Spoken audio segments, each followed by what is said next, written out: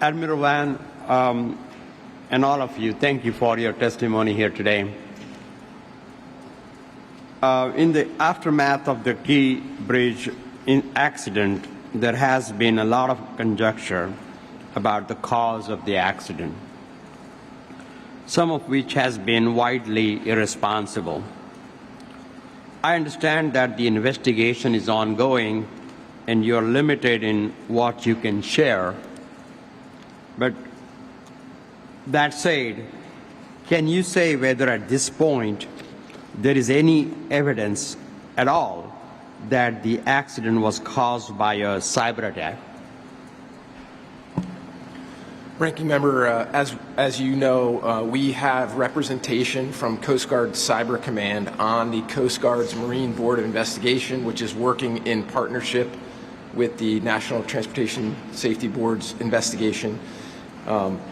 It is, as you said, sir, much too early in the process to know the causal factors, but the reason for that subject matter expertise is certainly to investigate the potential for that type of a causal factor, some sort of a cyber disruption. So absolutely being considered, and really too early, and I wouldn't be in a position to comment. All right, thank you so much. And Admiral Argun, the waterways near major ports are subject to significant congestion and obstacles that make safe navigation challenging. What are some of the initial lessons to be learned from the Key Bridge incident, both for vessel operators and for port operations? Ranking Member, so ships that are moving throughout our ports, there's a shared and a layered approach.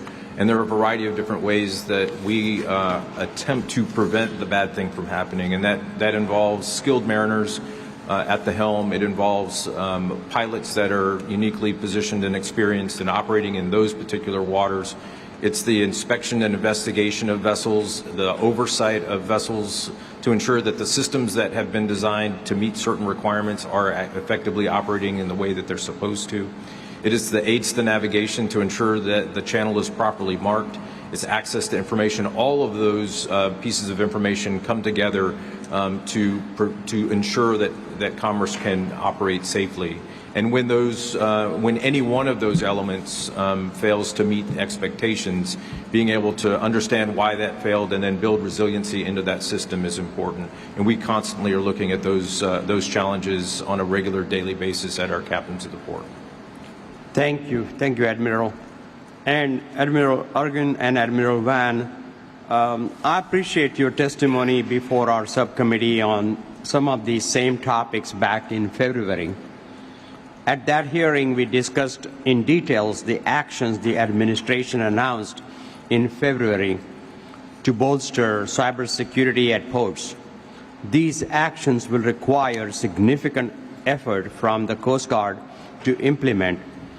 Since that hearing, Congress passed funding for the remainder of the current fiscal year, and the President submitted his budget request for next year. Yesterday, for a better part of the day, I had the pleasure of meeting the officers of Coast Guard and be on the water with them. And I admire their dedication and their service to our nation. And but I kept seeing the strong need for resources, whether it was infrastructure needs, whether it is needs for personnel.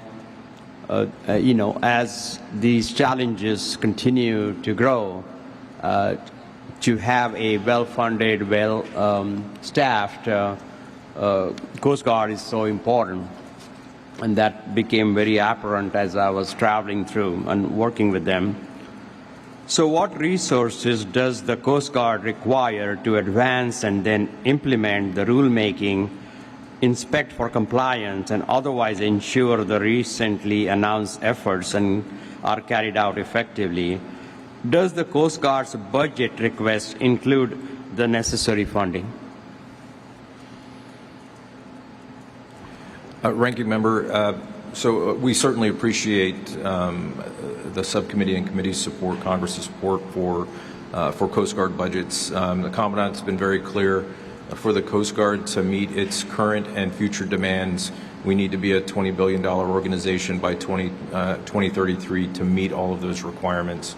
And I think it's important to recognize that a predictable level of funding gives us the opportunity to recapitalize our assets while also still meeting emerging demands. And so the support of Congress to ensure that is paramount for us. Thank you. And I yield back.